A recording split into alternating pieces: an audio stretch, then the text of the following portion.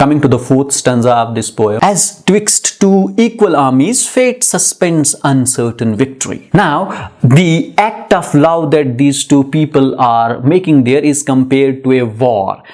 His beloved is an army, he is an army. That's a metaphysical conceit. That's a metaphor that he is employing here.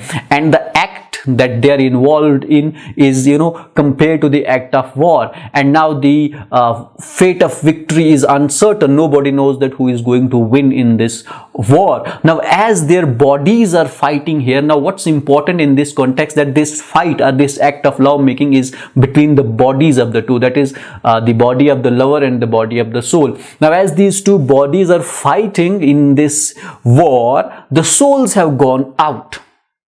As he says that our souls which to advance their state were gone out, hung twixt her and me. Now, as we were in that act, the souls were out of our body and they were hung betwixt us two. Now, that is another important aspect of Donne's poem. He has always differentiated between the physical love and the love of the souls. For him, he uses the term, for example, refined love, or for example, he says that I am not a person who would pray for lips, cheeks and eyes in negative love. Now, he would always differentiate between these two lovers, who would pray for the body and who would pray for soul. And he would often say that he was a person, who engaged in, a very platonic kind of a love. But here, when he says that he has, got engaged in that physical kind of a love, now then even here he would separate soul out of it, कि soul जो है इस time हमसे बाहर आ गई थी, बाहर निकल गई हुई है, और वो हम दो के बीच is hung out there betwixt us. Now, this twixt that he is using is actually between us. Now, that's the archaic way that he is using, and he is omitting be also here to maintain the number of syllables in this poem, which is called syncope, which we have dealt in the critical analysis of other poems, and we will also deal with these aspects when we would take up the critical analysis of this particular poem.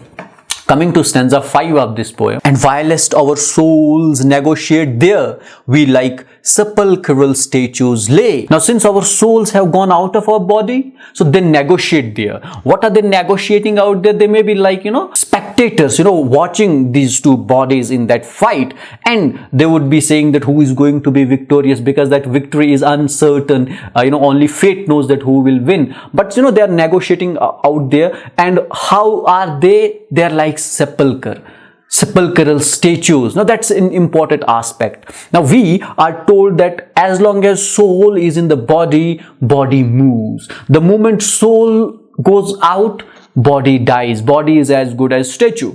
But in this case, they have not died. No, that would be the context of a death. लेकिन यहाँ पे इनकी मौत नहीं हुई है, लेकिन soul इनसे बाहर आई हुई है. Now, soul का बाहर आना है अब, they are engaged in a unidirectional kind of an act, one-dimensional kind of an act. All their thoughts have ceased and they are just engaged wildly in an act, and they do not think about anything else. Why? Because souls are not now the part of it, because John Donne considered soul as the intelligences of human body. Now, as long as soul is there, body would act according to that. But since soul यहाँ पे बाहर निकल गई है, so they are as good as statues. But they are not, inactive statues. They are active, but they are, one-dimensional kind of statues. They are statues which do not have, the processor working for them at this point of time. All day the same our postures were, and we said nothing all day. That's a very, if we take it as a sexual imagery or an act, then he's saying that it went for whole day and we said nothing during whole act of that. Now, that was fourth stanza of this poem. Now, coming to the next stanza of this poem, it reads, if any so by love refined that he soul's language understood. Now, he is saying that if any.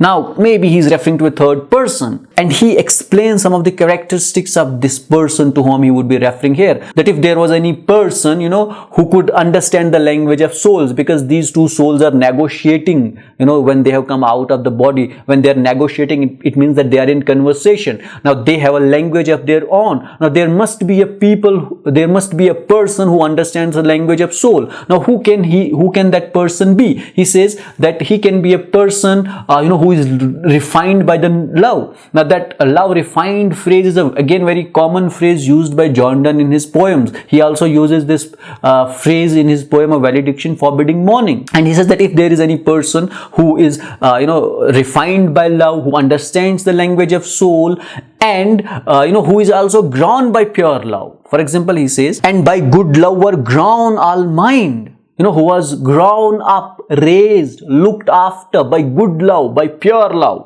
At a convenient distance stood. He stood close to us. Convenient distance means near to us. Now, which means that besides these two persons, the lover and the beloved, there is a third person who is also present there. And he seems to understand the language of soul. He seems to be refined by love. He seems to be grown up by the good love. And he seems to be closer to these two persons. And the next stanza, he, though he knew not which soul spake, because both spake the same. Now he is referring to he, which is a pronoun now he is using for a person, which means a person is standing close to them. But unfortunately, though he does understand the language of soul, but he is not able to understand that what these souls are speaking, or who is speaking, because both these souls, they mean same and they speak the same.